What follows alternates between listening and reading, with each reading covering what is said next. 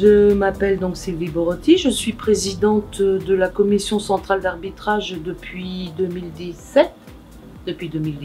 J'ai été arbitre international, la première d'ailleurs paire française féminine avec mon binôme, qui avons été dans l'élite, qui avons évolué dans l'élite, qu'il soit masculin comme féminin, et qui avons été international. Alors en ce qui me concerne, François Garcia, je suis directeur national de l'arbitrage et plus particulièrement chargé du haut niveau, tout ce qui touche au secteur professionnel. Tout comme Sylvie, je suis tombé dans la marmite très jeune, je suis passé par toutes les strates, joueur, entraîneur, dirigeant et puis arbitre. J'ai terminé ma carrière comme arbitre international également, avec 2 participations aux Jeux Olympiques. Et puis ensuite j'ai pris les destinées de la commission centrale d'arbitrage pendant 12 ans. Et depuis plus de 2 ans et demi, je suis donc directeur national d'arbitrage. L'arbitrage français se porte très bien et on le voit d'ailleurs à travers ces Coupes de France où on a une représentativité non seulement féminine comme masculine, c'est-à-dire que nous sommes en capacité effectivement que l'arbitrage soit représenté par des femmes comme par des hommes et on y tient à ce qu'il y ait une parité effective. Et il y a aussi toute cette jeunesse-là qui est sur les terrains, qui a des compétences, qui a une grande envie, et qui a une grande envie aussi de remplacer les grands plus tard. Donc rien que pour ça, je dis que l'arbitrage français se comporte bien, et se porte bien parce qu'on a la relève assurée. On est toujours au fait de tout ce qui se passe au niveau international, puisque nos arbitres continuent à être représentés dans toutes les Coupes d'Europe, ils seront représentés dans tous les championnats du monde, Jeux Olympiques, et on a des jeunes pairs en ce moment, plus particulièrement pendant cet été, on a 3 très jeunes binômes qui vont participer à des moments forts au niveau international, donc nous préparons la relève et nous sommes toujours aussi représentés au niveau international. Et faire en sorte effectivement de mettre l'accent sur les écoles d'arbitrage qui évoluent au sein des clubs, donne pour le coup une autre dimension de ce que peut faire et peut contribuer le club, C'est-à-dire qu'effectivement, il a ses équipes, il a un certain niveau à assurer et il a aussi à développer tout l'aspect arbitrage.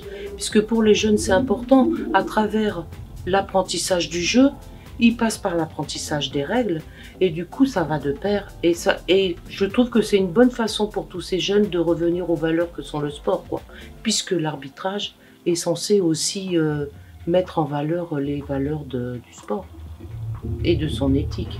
Pour un club, le regard du club n'est plus le même sur l'arbitrage puisqu'il est beaucoup plus impliqué, mais c'est surtout que nous on va rajeunir la moyenne d'âge un peu partout, dans les championnats territoriaux, dans les championnats nationaux, puisque si on part du principe où un jeune arbitre peut commencer à l'âge de 13 ans, vous imaginez bien qu'aujourd'hui on a des arbitres au plus haut niveau qui ont 23-24 ans. Vous voyez, on a vraiment gagné en année d'âge. Et donc pour nous c'est important puisque quand on veut proposer un binôme au plus haut niveau international, la limite d'âge c'est 30 ans. Donc il faut vraiment travailler en amont pour pouvoir se permettre de proposer déjà à l'Europe puis après à l'international des binômes qui ont 20, 22, 23 ans. Donc on a établi un échéancier en termes d'obligations, je dirais, qui soit d'encadrement, qui soit en nombre de jeunes arbitres, qui soit en termes d'école d'arbitrage, et on le fait de manière progressive parce qu'on sait qu'ils n'ont pas tous le même niveau de vécu en termes de formation d'arbitre, Oui, je rajouterais que la deuxième étape, une fois que les clubs seront vraiment structurés sur le plan de l'arbitrage, la deuxième étape c'est la structuration du territoire. Qu'il va falloir aussi accompagner du mieux possible pour faire en sorte que les jeunes pousses qui seront proposées par les clubs puissent vraiment être pris en charge par des gens avec des diplômes, etc.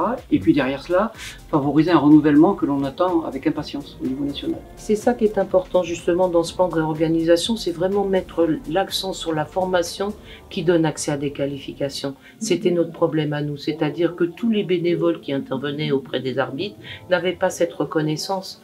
C'est une reconnaissance, une vraie reconnaissance par la qualification de leurs compétences. Et ça, c'est un plus. J'espère qu'on continuera à pouvoir assurer et couvrir toutes les rencontres. C'est surtout ça qui nous intéresse, avec bien sûr de la qualité. Les 2 objectifs sont tracés. Le premier, c'est de rendre un arbitrage le plus qualitatif possible à travers tous nos championnats. Je rappelle que les championnats, qu'ils soient LNH ou LFH, sont très difficiles à arbitrer, du début du championnat jusqu'à la fin, donc avec beaucoup de pression, notamment en fin de saison. Donc déjà, faire en sorte que notre arbitrage soit qualitatif au niveau national et d'autre part de maintenir le positionnement de force que l'on avait jusqu'à maintenant au niveau international. Donc c'est l'objectif.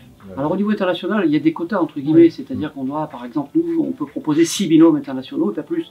Par contre, il faut que nos binômes soient compétitifs et que quel que soit leur niveau, ils puissent arbitrer toutes les différentes compétitions internationales, junior, jeune, U18, etc. Et jusqu'à présent, ça a été le cas, c'est-à-dire que sur toutes les compétitions majeures, on avait au moins un binôme français. Qu'il soit féminin ou masculin d'ailleurs. Pour faire plaisir à Sylvie, et là, on a 50 binômes. Aujourd'hui, on a un binôme féminin représenté au plus haut niveau international et un binôme masculin représenté également au plus haut niveau. Voilà. Donc on a vraiment travaillé en ce sens. Alors qu'il y a des fédérations aujourd'hui qui ne présentent que 2 binômes masculins. Nous, on a joué le jeu de faire... Et qui n'ont pas forcément de binôme désigné chaque année et chaque saison. Alors que nous, on assure toujours une relève. C'est un vrai pari. Ouais.